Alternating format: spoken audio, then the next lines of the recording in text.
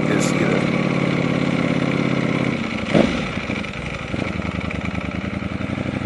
Don't stall, hubby.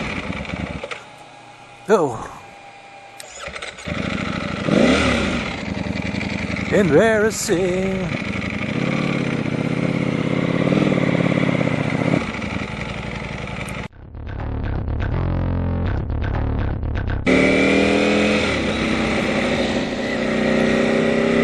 Okay, all right. Buongiorno, my friends. Buongiorno. Naked Bike Mike. Back with you again. After a long hiatus, lots of stuff happened. Lots of stuff. Just like a crash in my bike. It's not good. I'm back on it again now, and taking it back to the shop so they can do get the final parts ordered and the repairs and all that, so we can get this thing put to bed, so to speak. Close the chapter in the incident that started back in June. I'll give you a brief synopsis of what happened for all you that really want to know. So maybe I should start this over when I'm going. I don't know. This is gonna be all jacked up with these red lights. Kind of green Serve Pro. Start it over.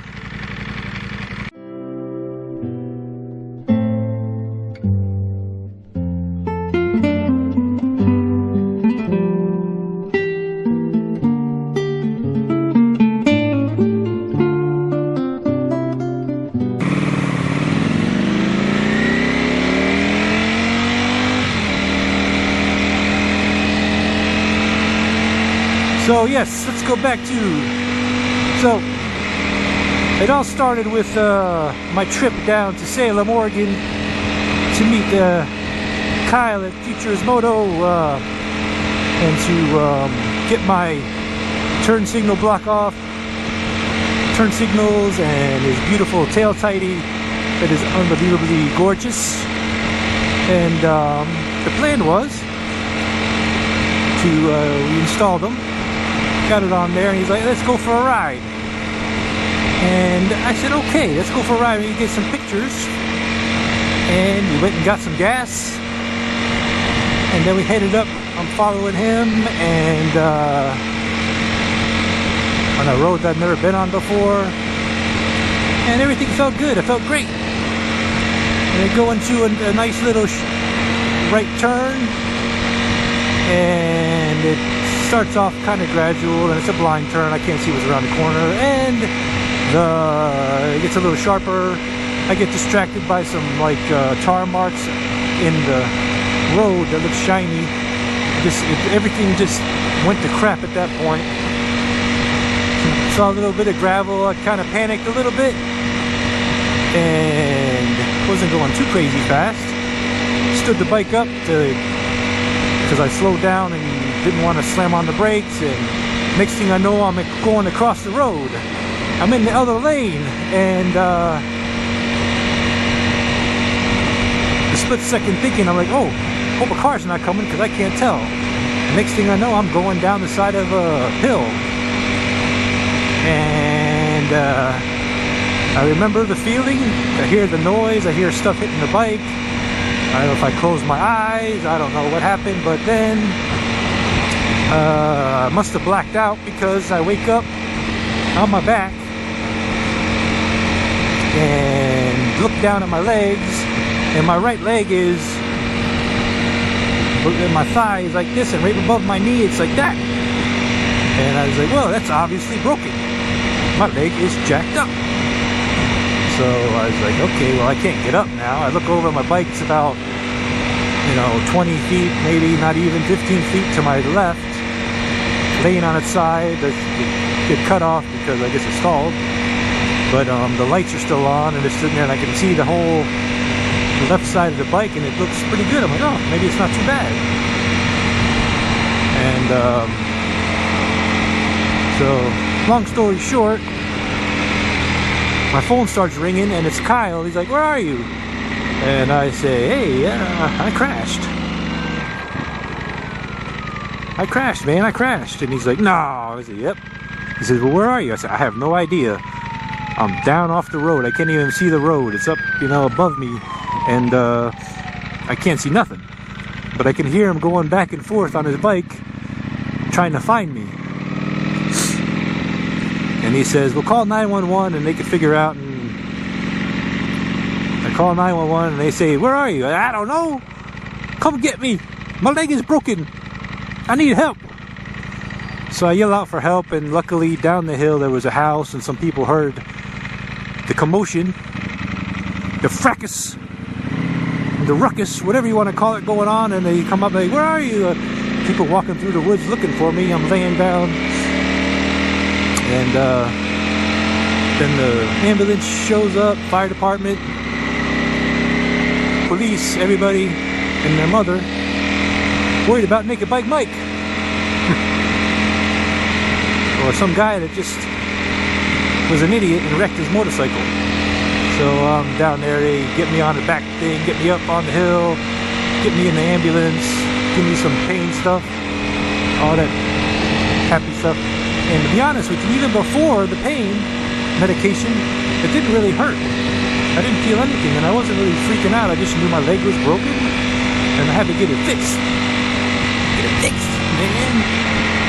I was worried about, you know, having pins and all stuff hanging out and all that stuff. But get to the hospital, they do the x-rays, and it's, you know, obviously broken. Not a compound fracture, but just a nice femur, complete fracture of my femur just above my knee.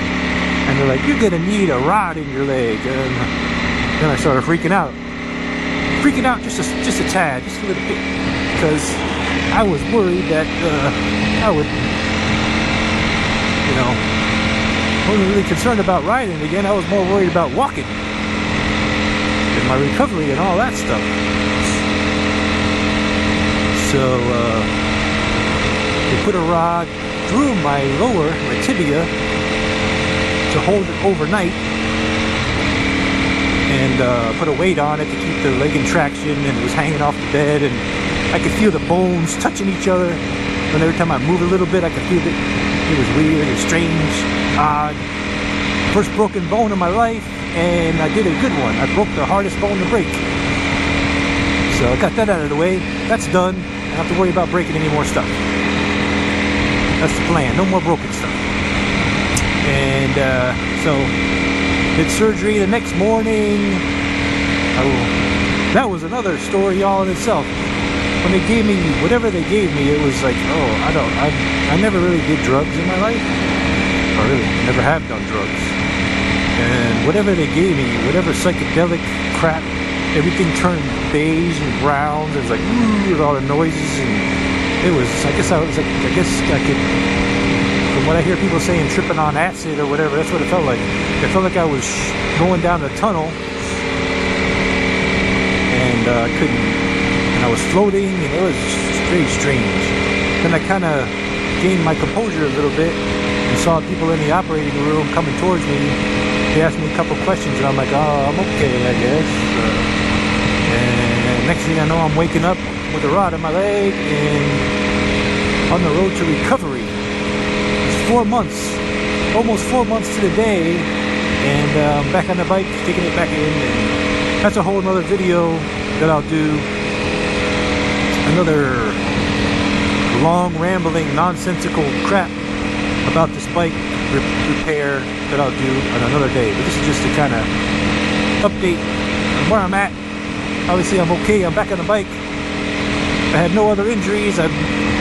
This finger over here kind of got a little bruised and twisted or something. I don't know. It didn't break, but it's still kind of sore. But I had no road rash, no other really serious stuff happened. Just my broken leg, and I had something on my calf that I don't know what it was. But The doctors don't even know. It looked like a burn, but my pants were intact, so nothing went through my pants. It was just kind of a contusion. It's still sore to this day. Not crazy sore, but I can still feel it and you can still see it. It's a nice little scar on my leg. And my knee is still sore. So that's exciting stuff. But physical therapy is over. Went to my last visit last week and he said, "You're good to go. There's not much more I can do for you, so just continue exercising and being active and you'll be okay." And that's it. And that's all she wrote, my friends. Oh, this is where am I right? I don't know where I am. Yeah, I'm on the right road. I'm kind of going a way that I've never gone before to get to this Moto Corsa, because I'm coming from a different location. I looked at the map and I kind of memorized the route somewhat. I just wanted to stay off 205 highway stuff. And I wasn't sure. Whoa, hey. I wasn't sure how the traffic was going to be or the weather, but it seems like I could have went to a ride prior to doing this, but oh well. Other stuff to do today anyway. Yeah, I'll do the bike repair stuff. You can see there's no number on my triple. That's a whole story there. I'll talk about that next time when I go over the repairs of the bike, which I'm surprised they did not total it, because we're over $22,000 in repairs. 22,000, my friends. It's just crazy how expensive the parts are. I don't know, there's no justification for. I could have bought a brand new SV4, you know, I could have bought a brand new SV4 and with the money that they spent to fix this thing. I don't know where I'm going. I'm lost now. Oh crap! I gotta get over. I gotta get on 26 West. Holy. Oh, there we go. I'm confused. Here we go. Which way do I go? Which way do I go? Ross Island Bridge. I think. I don't know. So, oh, now it goes into neutral. One thing I found as I got the bike back, it doesn't want to, it's very difficult to find neutral. It's very difficult to get into neutral. I don't get it. I don't understand. And,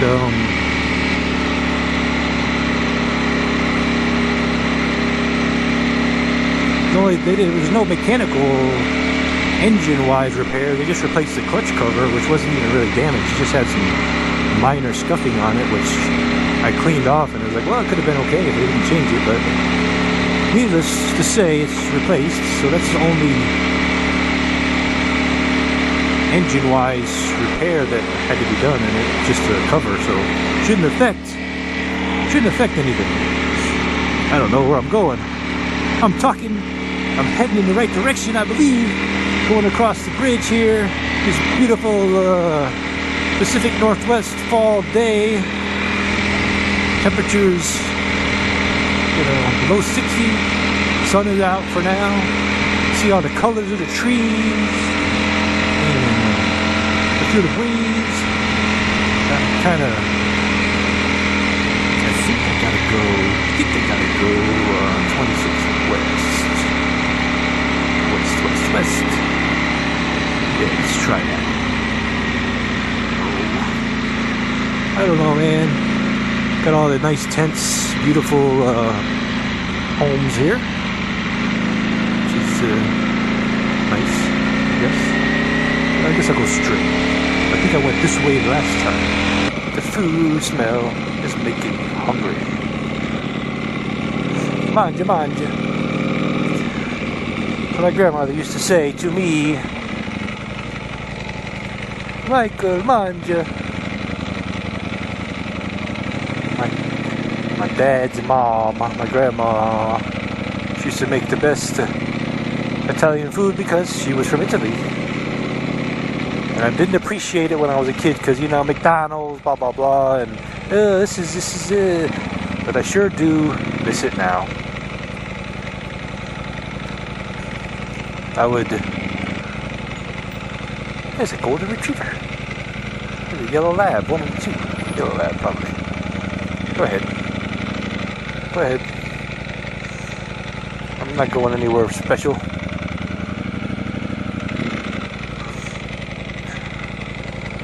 Yeah, I would pay anything right now. Not only to have her back, alive, obviously, but to have her cook one of her nice Italian meals.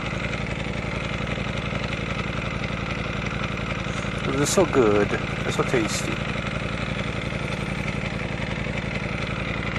Run! Run away!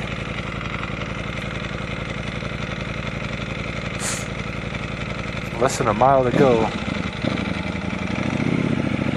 And stop and go, stop and go, stop and go. That's what you get when you don't take the highway. But I'd much rather not be on the highway with these idiots. Idiots driving. Got a guy behind me last week. Right on my butt. Tailgating like crazy going down 205. I got a guy in front of me going slow, and then there was a semi in front of the guy in front of me, so I couldn't go anywhere. Obviously we weren't going to go anywhere fast. Yeah, just keep walking. Take your time, take your time. Sort of thing, you know. I understand pedestrians have, you know, you gotta be safe and all that crap, but people up here, they think, okay, I walk out into the street, I gotta stop everything. I mean, come on. Back to my story. Guy behind me, I can see he's getting antsy, he wants to get around me, and I'm like, I can't go anywhere. Then all of a sudden he darts out behind me, goes around, and I look over and he's flipping me off. I'm like, wait a minute, he's flipping me off? Why is it? I look over again, he's still flipping me off. He's just holding his middle finger out there. You know, big, fat, bearded face with the middle finger sticking at me. So, I wait till he looks at me, because I'm trying to make eye contact and say, what's the problem? He looks at me and I'm like, I start waving and giving him a thumbs up, like, hey, how's it going, buddy? He didn't know what to do. I just kept waving and giving him a thumbs up, like, you know, hey, yeah. Like he was my long lost friend. He was confused, man. So, and then he goes flying off the off ramp. So I'm like, well, if you were in such a hurry in this fast lane and you were getting ready to get off the highway, I don't understand it. But he's going up the fast lane, actually not the fast lane, the off ramp that kind of winds up over and flipped me off the whole way. I'm sure it made him feel good, more like a man.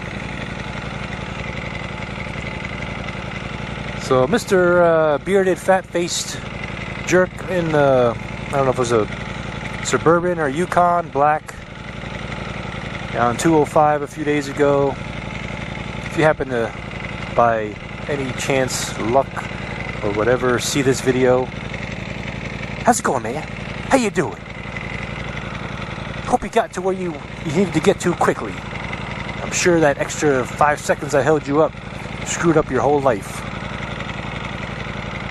I'm glad I could help you out with that 10-15 second delay to get to your destination.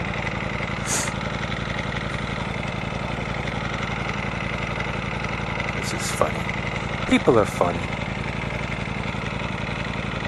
I mean, how much time can you actually save by driving a little bit faster or weaving in and out of traffic? I mean, yeah, you might get to a light where it's green before the person behind you and it's red. You might save a minute or two there. You might not. You might just wind up in the same place or even behind the person you're trying to pass driving like an idiot. So, you know, what difference does it make? Life's too short. We gotta worry about that crap. Obviously, I'm not. Hey, look, Mike, you're worried about it because you keep talking about it like, you know, it's bothering you. It didn't bother you. I think it was funny. It made me laugh. It made me laugh. So I'm here at the Moto Corsa here in Portland, dropping this off, and we'll see you next time. Arrivederci, ciao, and a goodbye, my friends. Thanks for watching. Thanks for subscribing, and we're here once again. So there you have it. Fucking here.